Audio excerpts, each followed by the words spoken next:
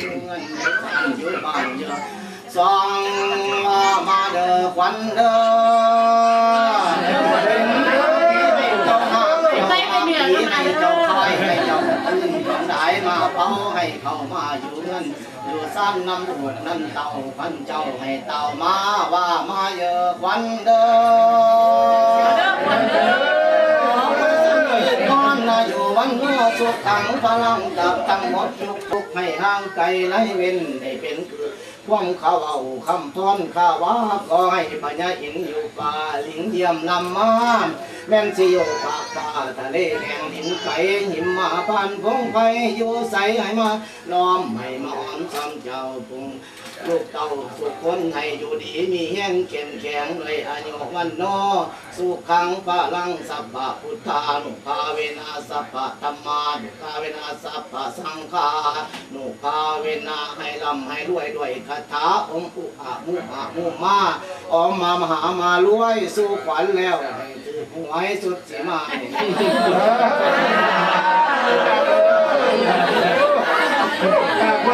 เป็นมอมอนอยู่กับลูกกับเจ้ากันยืนเป็นมอมอนที่ดีนักนาลูกเจ้าปลาใส่ยืนนี่เด้อนี่มันปีเศร้าปีแล้วก็ได้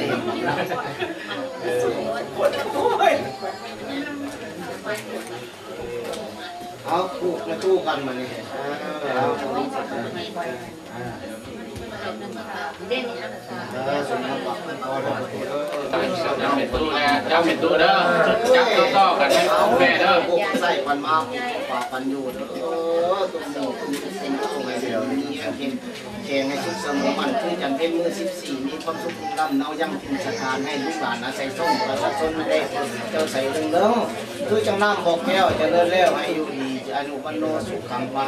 ลังเด้อมีลูกมีเต้าให้เบาง่ายทำความมีบุญมีบุญตาให้ว่านอนจนได้ให้มีใหม่ให้มีป่ายให้ตะไคร้ได้มีขาให้มีหลุดมีลามีตะกวงเติมใส่ไข่ได้ช่วยหลายเด้อในตู้เด้อ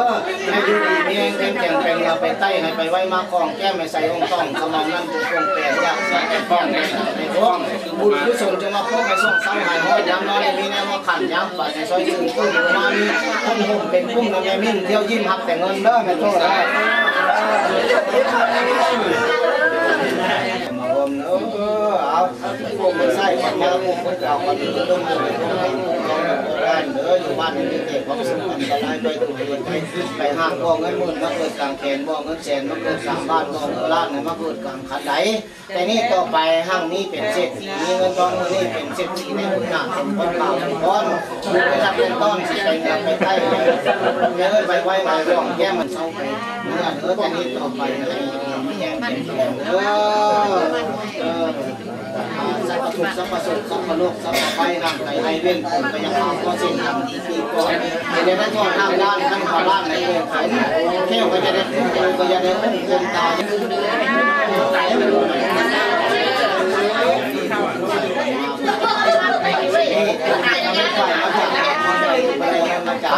ท่านพูดแค่ว่านั่งผู้ใหญ่นะครับพอห้อยว่านั่งผู้น้อยนะครับพอพันวันนี้เป็นฝ่ายเสร็จนี้พูกแล้วหั่งแล้วมีแล้วได้แล้วเป็นเสร็จคนแล้วคนใส่ใจเยี่ยมเสียงให้เราไม่เจ้าที่รับคนนี้นะครับรับได้รับเงินได้ต้องให้รับต้องคือน้ำเป็นสิ่งที่ได้ข้าวเป็นได้กินเป็นไปหนาหาเงินเข้าเป็นที่ก่อนจะถึงเป็นจะต้องตามสักดิ์เป็นเป็นสั่งงานไปได้เจ้าข้าวสุขไปห่างมีข้าวมันมีอะไรเข้าเงินติดกระเป๋าแล้วเข้าให้ด้วยเอาสาสุนะครับ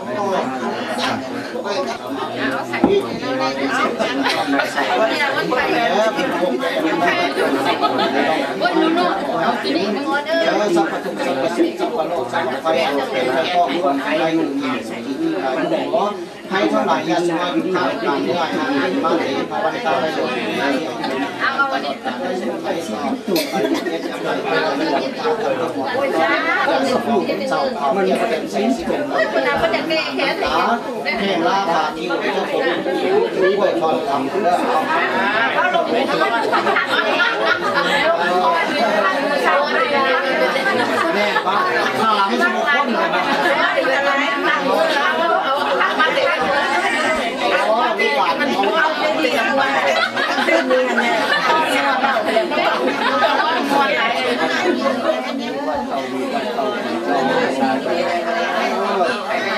ใช่โอ้ต้นโพแบบโบราณโบราณ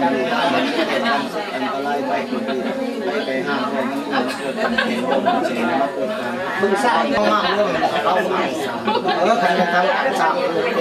ที่มีงานเงินทองให้ทำเกิดมันยังให้บ่อยสุดให้ให้สมหวังสมหวังก็จะทำให้สมด้านตั้งใจให้เป็นคนสวยๆหลับเลยมองในหลังนอนในวงเจ้าเงินใส่ไม่ให้เข้ามาหน้าที่ไว้ซึ่งเป็นยุคใกล้ในไรเขาซึ่งยังไม่ใส่หลานหลานมาหลานที่ต้นหลานในนานยังได้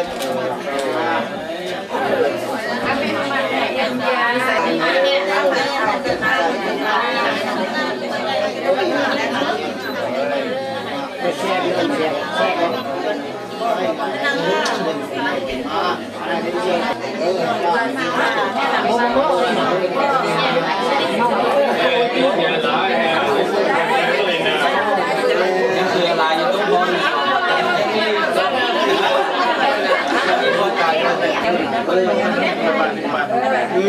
มาเขาบอก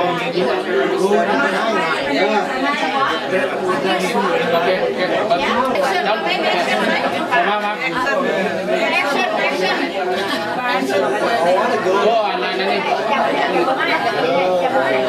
ตุ๊บเปียงเลยตุ๊บเปียงเดี๋ยวหน้ามาเนี่ย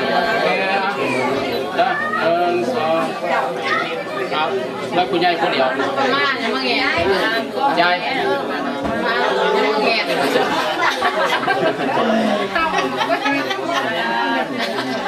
ผมเชื่อไม่ใช่หรอกอื่นไม่มาแก้เรื่องให้เรื่องในร้าย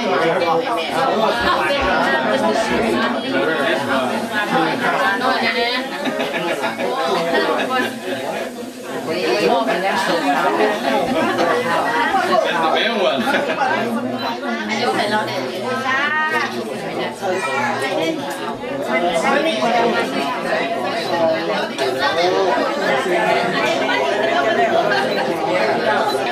แม่ดูแม่บอกยายนี่นะยายคนจะไม่หลายยายว่าได้ทุกสายจะด้วยทุกสายสิสวัสดิ์ไปได้เด้อไปหาเก็บคนนี้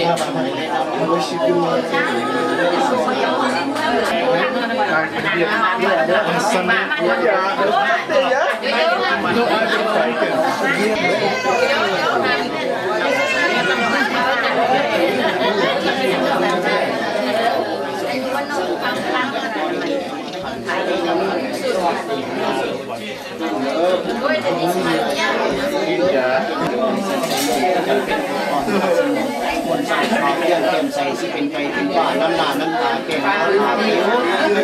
ลิ้วคือกล้วยทอลำสุกต่างน้ำแต่สุกลำจะต้อยต่างคนสุกอยู่ในเมืองคนอยากที่จะเดินใส่แค่สมัยที่ป่าพรก็หงสุกก็ให้มีมากซักก็ให้มีเกิดเงินก็ให้มีพอค้ำแมวอันแน่นเงินนั่นกว่าเ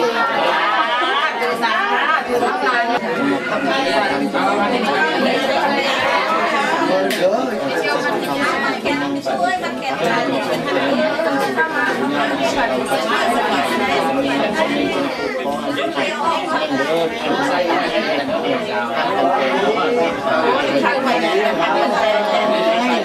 ให้จะเป็นโมโหชู้เลยเรา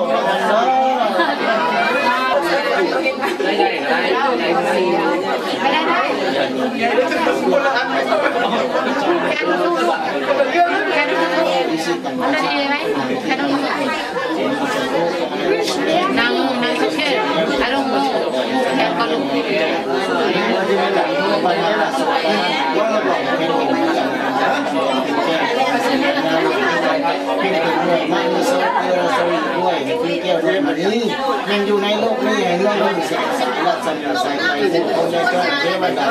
คนในมองไปที่ตัดเองมองจอจับน้ำให้เป็นคนอันน้ำใจของเราทำให้ลูกแก่ที่ง่ายไปใส่ทั้งหมดไฟรถก็ยังเป็นคนคนให้สิเป็นเราเป็นได้เด็กในประเทศชาติเป็นคนตำหลักคนละคนคุณดังเงาญาติสิทางเงาสุดสักสักเสียผมให้อันดับที่ต้องผมจะได้ดูงามที่ดีกว่าไม่ต้องไปเสียข้างเรื่องมาเก็บระวังการระวัง